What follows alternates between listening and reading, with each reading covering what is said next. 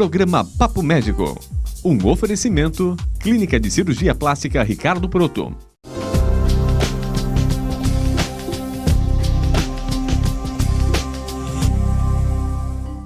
Com certeza você aí de casa conhece alguém que tem hipertensão arterial sistêmica, também conhecida como pressão alta. Hoje, no Papo Médico, teremos a presença do cardiologista Dr. Daniel Pellegrino. Vai falar um pouco mais sobre esse assunto para nós.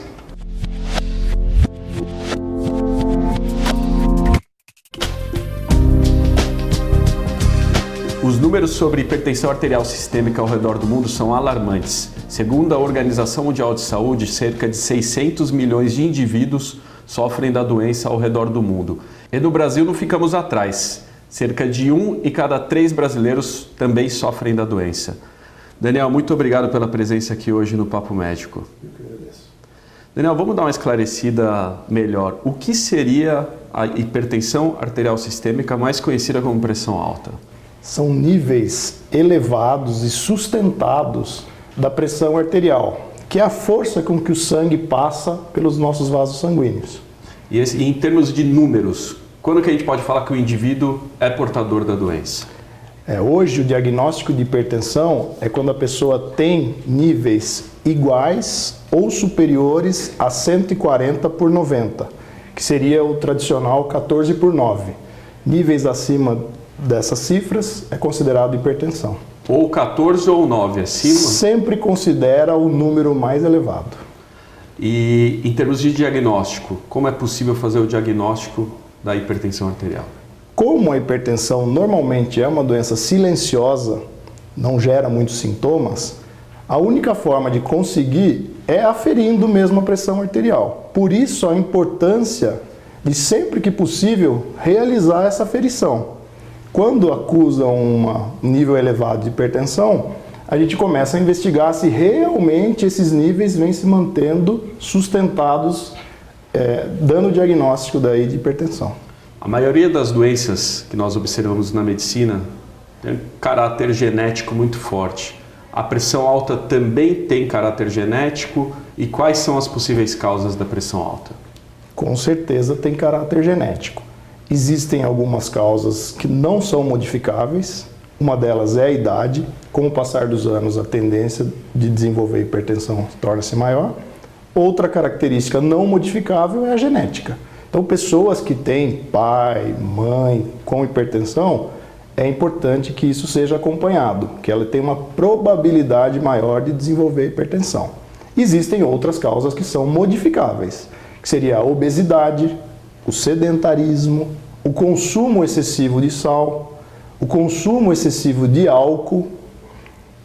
Essas seriam algumas causas que a gente consegue fazer modificação de estilo de vida. Existe um sexo mais acometido ou pacientes de determinada raça? Então, hoje a hipertensão ela tem um equilíbrio entre os sexos. Até a 5ª década de vida, normalmente os homens são mais acometidos. A partir da 5ª década, como a mulher sofre muita influência da menopausa, alterações hormonais, essa prevalência se iguala. Em relação à raça, a gente observa uma prevalência muito maior em mulheres afrodescendentes.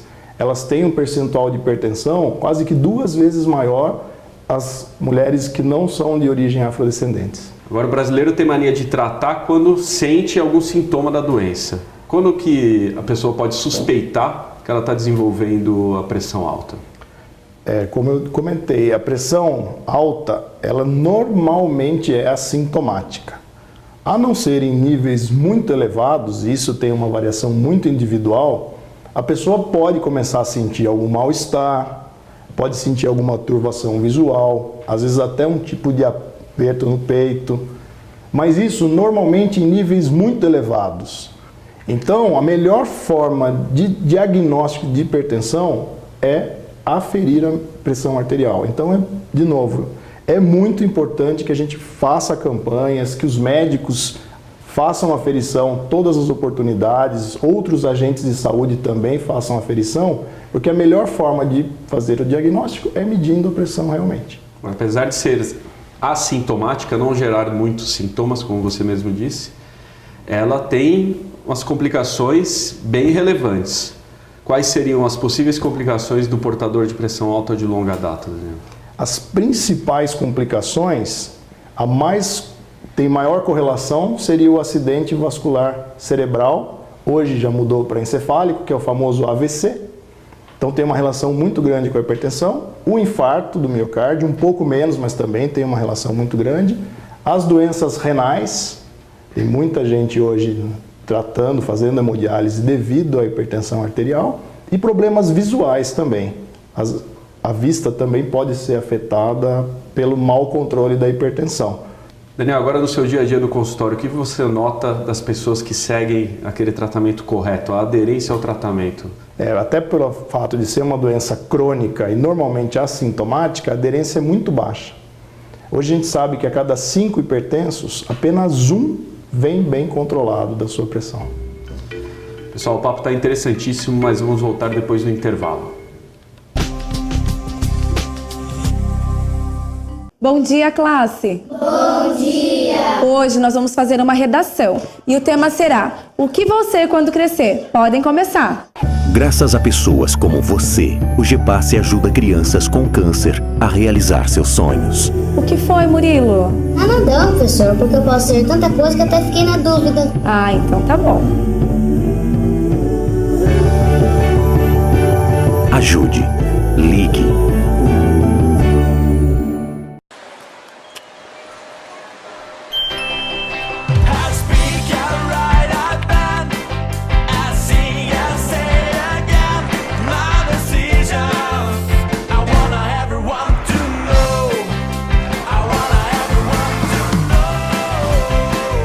Para salvar vidas, não basta querer doar. Tem que avisar. Converse com a sua família e seja um doador de órgãos. Voltando hoje com o programa Papo Médico interessantíssimo sobre pressão alta com o cardiologista Dr. Daniel Pellegrino. Daniel, agora você estava falando sobre a dificuldade de aderência ao tratamento do paciente. Existe algum outro tratamento a não ser o medicamentoso para pressão alta? Com certeza. Todos os pacientes, mesmo os que fazem uso de medicação, eles devem realizar o tratamento chamado não medicamentoso, que seria a realização de atividade física regular, o consumo reduzido de sal, e não é só o sal que a pessoa coloca na comida, existem alimentos que são ricos em sódio. Também diminuir o consumo de álcool. O controle do estresse hoje também tem comprovada eficácia na redução da pressão arterial. A redução de peso também tem uma contribuição muito grande. E hoje existe uma relação muito grande entre o ganho de peso e a apneia do sono. A gente sabe que pessoas que não dormem bem têm uma maior chance de ter pressão alta e um controle mais complicado. Então o ideal é que, além do tratamento medicamentoso, a pessoa tome condutas de estilo de vida. Isso, com certeza. O estilo de vida hoje, óbvio que depende muito de que nível que está a hipertensão do paciente. Mas tem casos que só a mudança do estilo de vida já é suficiente para trazer a pessoa de um patamar de hipertensão para níveis normais. O que eu ouço às vezes no consultório, sou cirurgião plástico, mas acabo ouvindo papos sobre todas as especialidades. São aqueles pacientes que perguntam, tem pressão alta? Não tenho, tomo remédio quando precisa. Isso existe? Então, essa não é a conduta mais adequada.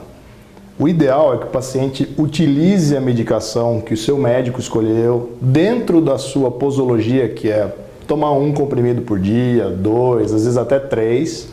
E se eventualmente acontecer alguma oscilação, que essa pessoa busque um acompanhamento do médico para saber se precisa ser feito algum ajuste, seja para reduzir, seja para aumentar a dosagem do medicamento. Mas ficar tomando eventualmente, o organismo acaba não conseguindo controlar adequadamente a pressão, aumentando o risco de desenvolver os problemas que a gente já comentou que podem acontecer a longo prazo. Eu acho que o que a população em geral tem que ter em mente, né, Daniel, é que a pressão alta, o medicamento não é utilizado no momento da crise. Não necessariamente quando você toma um remédio você tem que estar com a pressão alta.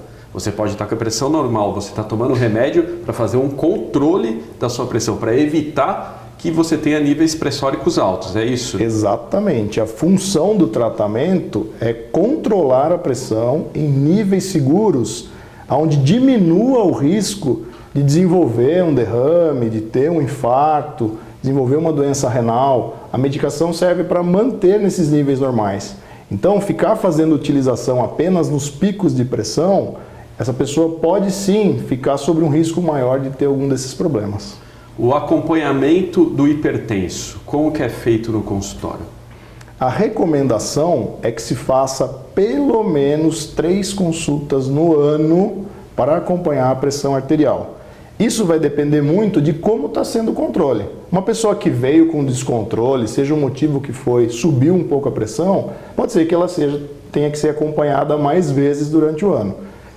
A gente tem hoje uma recomendação de crianças também serem acompanhadas em relação à pressão arterial. De preferência, a partir dos 3 anos já começar a ter uma aferição de pressão.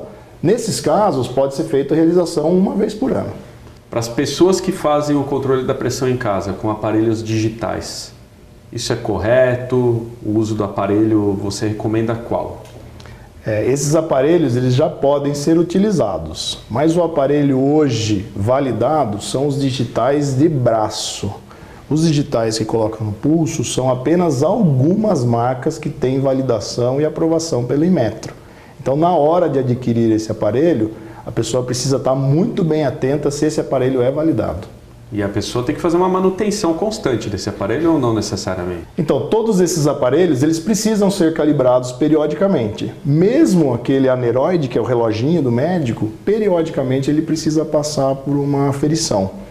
Então, se a pessoa tem esse aparelho, periodicamente ela precisa levar ou no autorizado ou na loja que vende esses equipamentos para saber se realmente o aparelho está bem calibrado.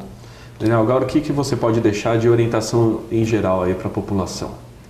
Bem, eu gostaria de deixar que a hipertensão é uma doença muito prevalente, então as pessoas precisam aferir a pressão, precisam saber se estão hipertensas, sabendo que estão hipertensas, mudar o estilo de vida, realizar atividade física, reduzir o consumo de sal e periodicamente passar com o seu médico de confiança para fazer um controle, saber se realmente essa pressão vem bem controlada.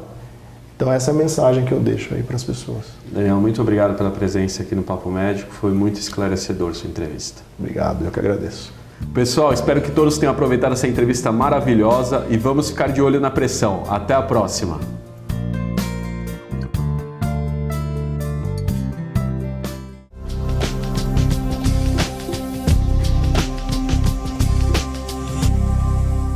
Você assistiu o programa Papo Médico, um oferecimento Clínica de Cirurgia Plástica Ricardo Proto.